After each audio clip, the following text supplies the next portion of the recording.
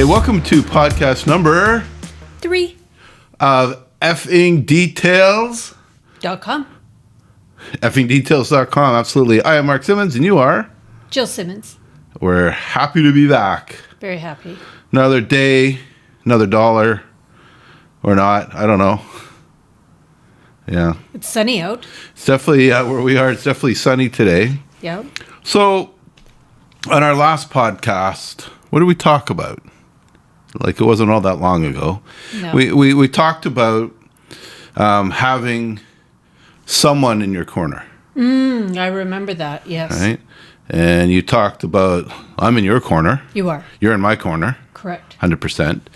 And we discussed that it's really good to have at least one person in your corner. It is. But also the fact that a lot of people ask other people's opinions. What do you think of this idea? And then all they get is opinions. If anybody starts off a conversation with you with these words, I think that ...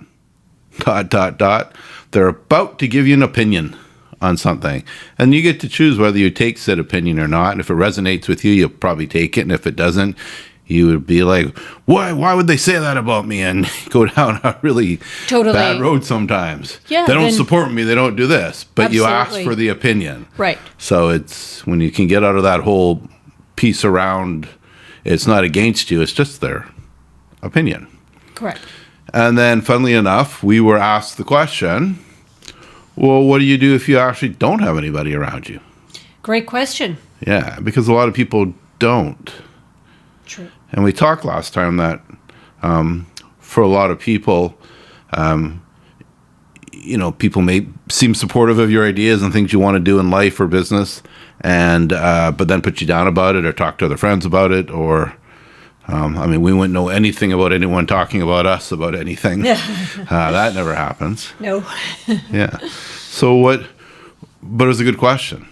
It is a great, great question. Yeah. So what do you do if you don't have anyone around you to support you? I'm not really sure. I don't know. Because it never, when I didn't have anybody in my corner, I just never went forward with any of my ideas. Yeah. Until I met you. Yeah. What could have I done? I think there's a perspective thing and a headspace thing and a lot of things. There's a lot of stuff. Mm-hmm. There's no should have. Okay. There are probably things you could have done. There's things I could have done. The people listening could do a lot of things should they choose to do them. It's like Mission Impossible. Mm-hmm. The mission, should you choose to accept it, is. And so that I'm pretty heavily involved in networking. Right. And one of your great gifts, which came out through my networking, is you're just this crazy-ass networker. No, I can be. No, you're a crazy-ass networker. Give yourself credit. And so what Jill's able to do when she's having discussions with people, which is pretty interesting, is, and this goes back to a dinner we had years ago. We were out with a company I was working for. We were out with a client and her boss. And it was beginning the talks of renegotiating a contract. And I sat next to my client who I knew, and Jill sat next to her boss who came from another province. And I was having my usual conversations with, this is what's going on, this is what they're looking for as far as taking care of the contract. And then after the dinner, we were all at a hockey game, and Jill comes to me and goes and said to me, now here's the things that they find that are really important to them. He has a daughter. They're not looking just for this particular piece of the business. They're looking for you to take care of all these other things. And she had all this information. I'm like, how the hell did you find that out? She goes, I just asked. Yeah. I just asked. And but that's one of her gifts is you have the ability to ask questions, get answers, and be, I think the real word here is be super curious. I agree with you. I am just really, really curious, and I really enjoy asking questions about people and what they want and what their needs are. But I also really enjoy people asking me questions. Yeah. And so whenever somebody comes to me and says, I have a question to ask you, I'm so excited. I'm like, oh, please tell me. It's like, and it, you know, I really want it to be like one of those really cool, juicy questions. Most the time it's not. Not like the questions I ask people, which tend to be, a little bit more deeper and going down, Yeah. But, everybody has their way of networking, and mine is just to go deep, go fast. Right. Part of that, so there's the thing about digging deep into questions. So people will answer questions when they feel safe. Mm-hmm.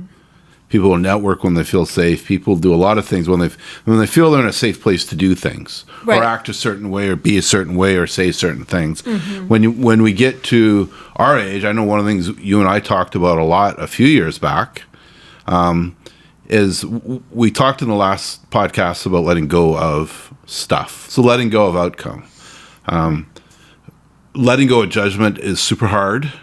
Oh, very. Super hard for me still. Mm-hmm. Sometimes people make fun of me because I talk about judgment, and they go, "You always think you're being judged." And I go, "Well, because I am." The things you say are truly judgmental. Right. So getting to the point of this phrase, I don't give a fuck. Okay. So working towards getting to that point where you just actually don't care anymore. Right. Like none of that. And you and I talked about that. We've been able to let go over the years of a lot of things. Correct. Everything, no. It's super hard. Yes. But some things. Yeah. So letting go of caring so much about other stuff and being able to focus on our stuff and my own personal stuff and your own personal stuff.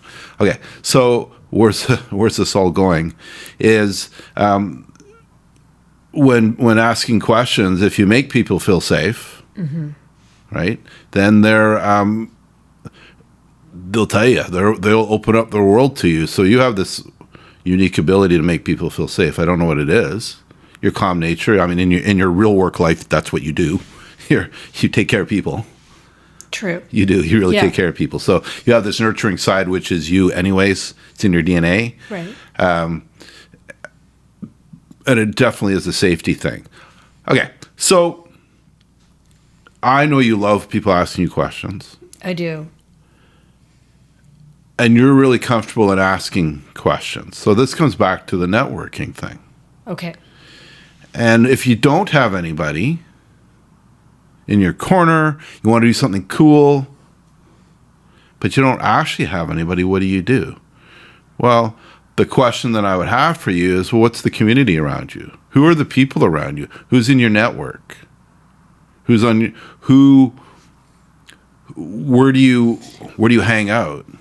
So what if I said to you, I don't really have a network? Yeah. So I hold that. It's a great question. I hold that. If there's ever more than you in a room, even one more person, my friend, you have a network. You have a network. Okay. I hear all the time, all the networking I do. So I hear all the time from people who are part of a networking group, and they will sit there and tell me I don't have a network. And what is this? This is a network. This is one. It's not the network. You need to network in a lot of places. Okay. But the framing or the words or the wordsmithing around it is, well, this is networking. But when I'm playing sports with my friends, that's not networking. Oh, it sure is. When you're at a lineup in the grocery store or getting coffee or wherever it is, and you're just having casual conversation with people in line, that's networking. True. Absolutely. And so where do you go to the gym? Where do you work out? What religious or non-religious groups or sports or non-sports groups or any of these things are opportunities. Here's the crazy thing. I was just remembering this. So a few years ago, we were in Thailand. Okay. Right? A couple years ago, we were in New Orleans. Mm-hmm. And those trips had two things in common. So when we were in Koh Phi Phi, we were with a group of people. We went to Muay Thai boxing. Right. Remember? Yes. I remember with a group of people, and we were with one of our friends, Ted, and Ted talked to the person, I think, behind us. Yes. In Koh Phi Phi. Where was he from? Richmond. Was from Richmond. That's right. Yes. Across the bridge from us. Yep. 5-minute drive. Totally. Home. Right. From home. Yep. Another part of the world from home. Yep. Crazy, right? That was crazy. Yeah. And there's opportunity. What do you do? And they knew commonalities and common people and everything. Yeah. when we're in another part of the world. Second time it happened to us a couple of years ago in New Orleans. You and I were out one night giving it everything we can on Bourbon Street. Yep, on the dance floor. We were there, and we were dancing, and they were giving us the test tube shots, and it was a crazy time. And there was another couple dancing, and I started talking to the guy. Where was he from? Richmond again. He's also he was from Richmond. Yeah. He was again across the bridge. Crazy. Started talking about his business. I knew his business. We knew common people. Right. Right? Yeah. We have a network. The world, the 6 degrees of separation thing is no longer. That's my own personal opinion. It's like 1 or 2 degrees of separation, someone from someone else. Yeah. And probably the people that are listening, if anybody's listening, if you're not already one of our friends and we made you subscribe and listen, but you just randomly, we are probably 1 or 2, maybe a max of 3, what's the word, piece separation away from each other through 3 different people. Totally. Right? And so the world is very small. It is. So the point is this, that you do have a network if you're willing to ask the questions and be like you. Right. Curious. Absolutely. But my question to you is, how do you do so without sounding like you're selling yourself constantly? Yeah. So when you have telemarketers phoning, right, do you like picking up the phone? And you as general, not you, but you. Do you like picking up the phone and then they're hardcore selling you? Do you like being sold to? No. No. People don't like being sold to. No. I know it's our job to sell, and we're always selling. We don't necessarily like to be sold to. So we know that people will do business with people they know, like, and trust. And the rush is, here's my product. You want to buy it? It's a great hat. Fuck the details. It's an amazing hat. Right. Buy it. Yeah. Well, we could hardcore sell this thing. We could. Right. Or here's another way. Yeah, you look amazing in the Fuck the Details hat. That's our swag. So send us questions. We may send you a hat. And the thing about it is, if I want to sell you this hat, and this is my product, what's the reason you'd want this hat? Like, we're going to have to build some relationship first. Right. We really are. Totally. And so trust isn't easy. Right. Trust takes time. Yes. People build trust or kill trust all the time. Sometimes they don't know when they're doing either. So it's a bit of a slower process. But it's about building the relationship. So if we're meeting at, let's say you and I are in line and at a coffee place, and I didn't know you, and we just started talking, and the lineup is long because the person in front of us wants 25 things done to their coffee, and this is going to take a while before all that gets out. And so we've got time. Right. And so the discussion goes to, well, what do you do? Well, what do you do? And what you look for is obviously commonalities. Absolutely. What are the commonalities? And you look for if they're interested in what it is you do, and set another time, build relationships, buy them coffee. I don't know. But for God's sakes, you're not going to sit there and go, oh my gosh, that's what I do. Here's my hat. Want to buy it?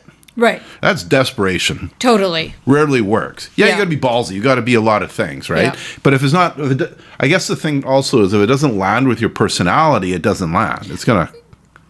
Definitely. It comes across as inauthentic. Yeah. What's the right word? Doesn't matter. Right. We're not wordsmithing this puppy. Right. Yeah. So the opportunities around us are always there. Should we want them? And so let's look back at a time. Focus on you. A time years ago. There's a lot of things you did in your life. You had a lot of friends. You hung out. Mm-hmm. You did stuff. I'm not talking like 18, 19-year-old selves. Those friends back then, for any of us, although great people, probably weren't going in the direction that we wanted to go with anything business-wise. Right? Everyone was on their own journey, their own path. Yeah. When you're looking at your 20s and 30s, whether you're working or you're a stay-at-home parent, whatever it is, and you want to do something with a side hustle, especially as a parent, you're in parent groups, mommy groups, daddy groups, whatever it is. You're going to gym classes or art class, whatever it is. There's opportunities to really, really, really network. And so but it's a mindset. Right. I feel like I'm spent. There's so many pieces to this Yeah, that we there could are. talk a lot about it. Right.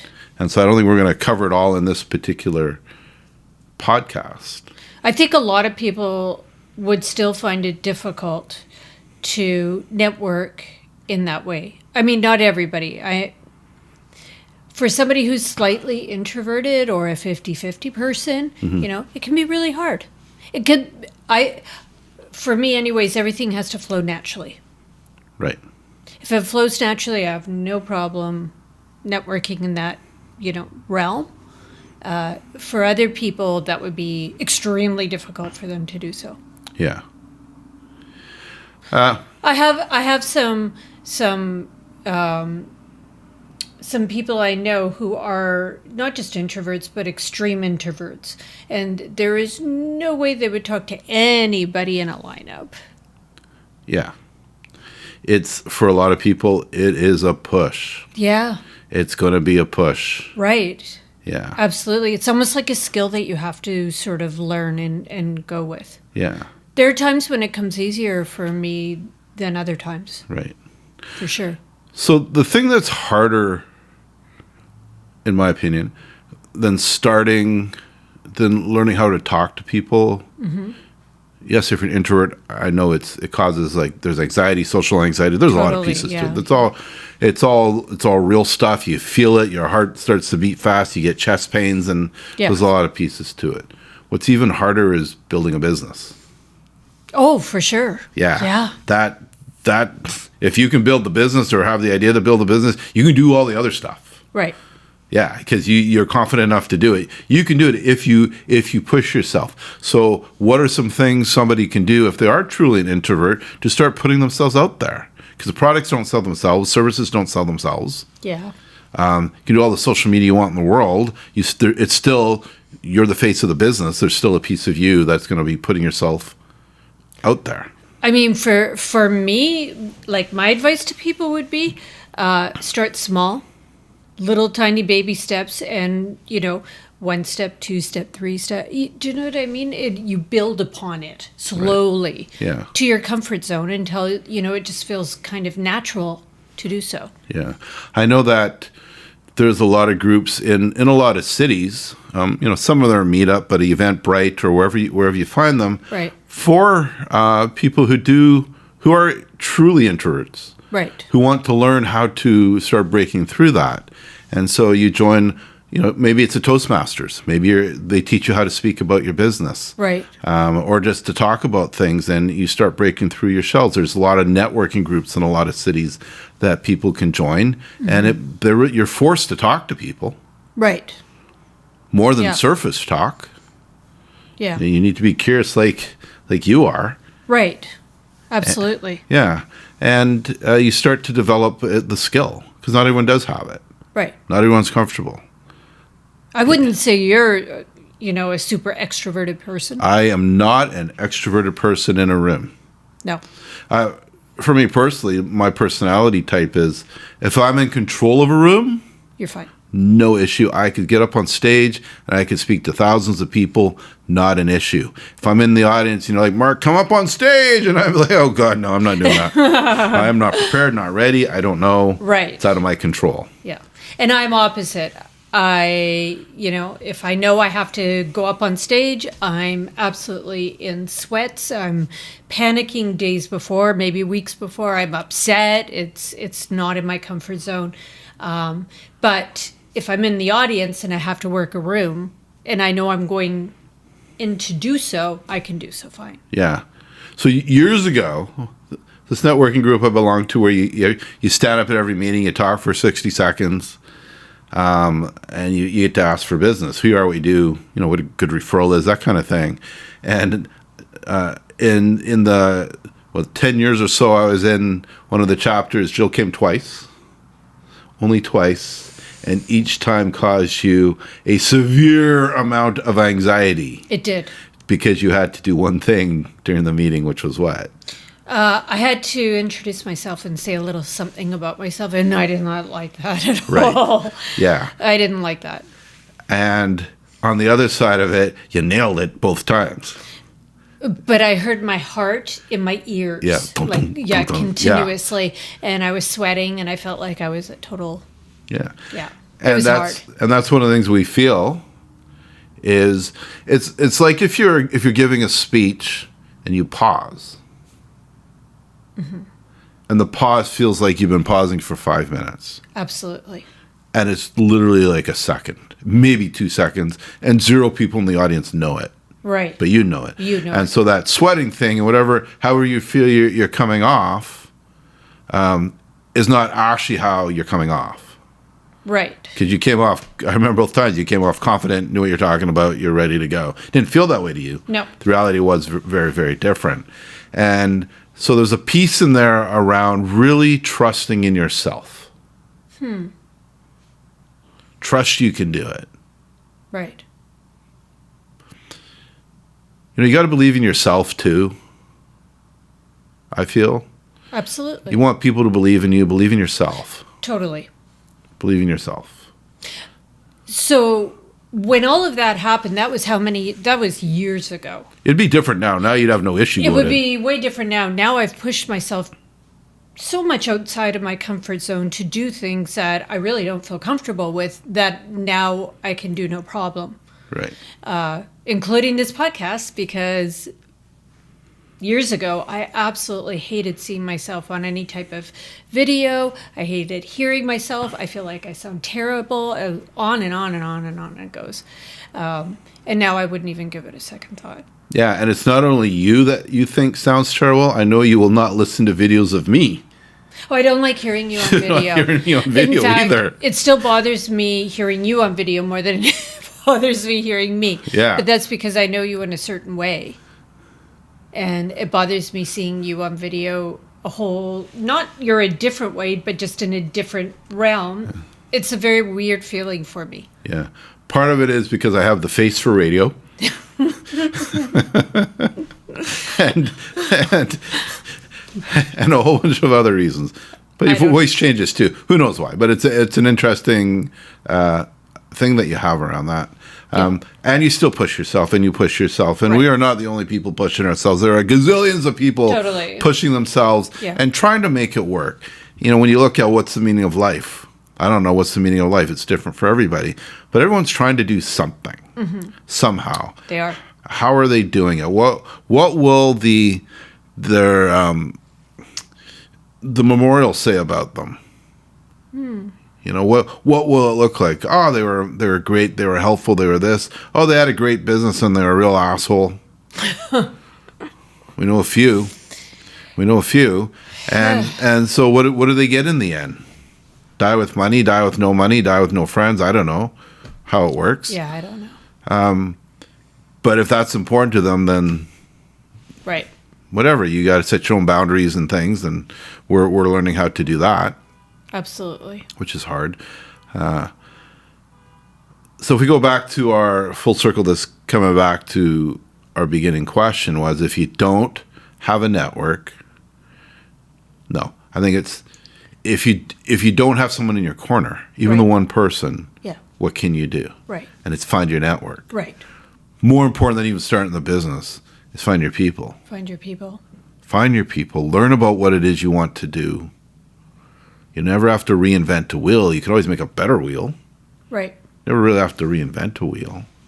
Watch out for scams. So when, you know, even if you just look at my fashion piece on Instagram, I found my network on Instagram. I found my support system through other people who were posting about fashion. Yeah. And it's a very supportive community. I was surprised. It wasn't, cutthroat and all that stuff you hear about. Everybody's really supportive and lovely, and they'll DM me and be like, "Oh, I love that reel you just did," and yeah. One of the things that was a really cool moment for me, also for you, was during, I think it was during COVID, and you had done your course. Right. And around being a fashion consultant. Mm-hmm.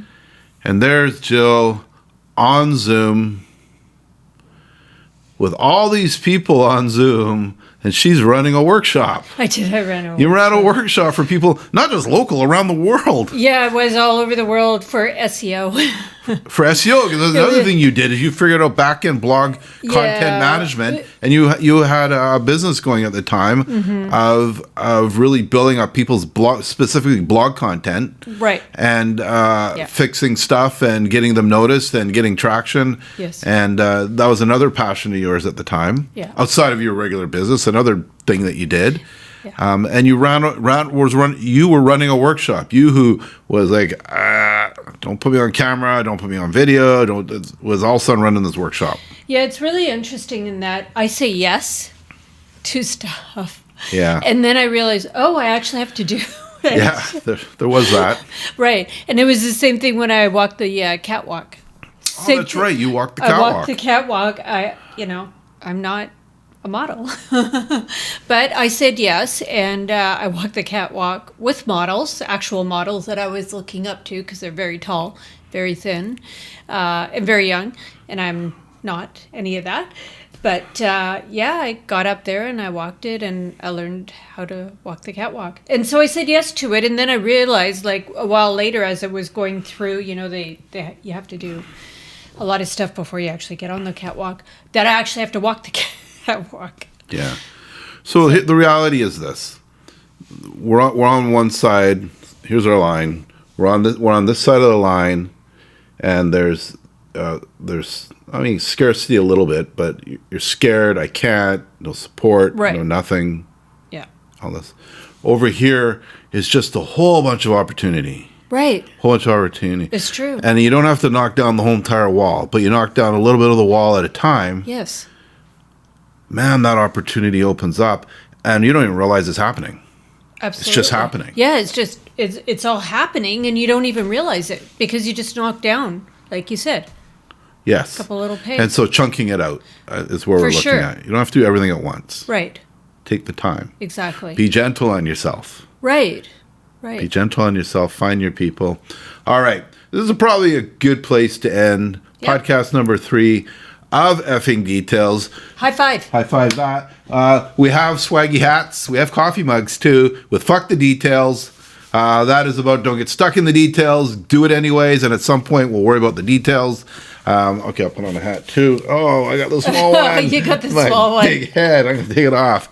And if you have any questions, anything you want to tell us, good, bad, or indifferent, we'd love for you to email us. And you can email us anytime at effingdetails.com. Yep. And you can also check out our website, effingdetails.com. We'd love if you subscribe to our YouTube channel or one of our podcast channels on Apple Podcast or on Spotify. Or here's the trifecta of everything. Just subscribe to everything. Why not? Why not? It's cool. Yeah, it's totally cool. And what we'll do is those that email us, we always choose one person from our list, and we send you out a really cool Fuck the Details trucker cap. Absolutely. Which is totally awesome. Who doesn't want one of those? Yeah. All righty. Till next time. See you later. Bye. Bye.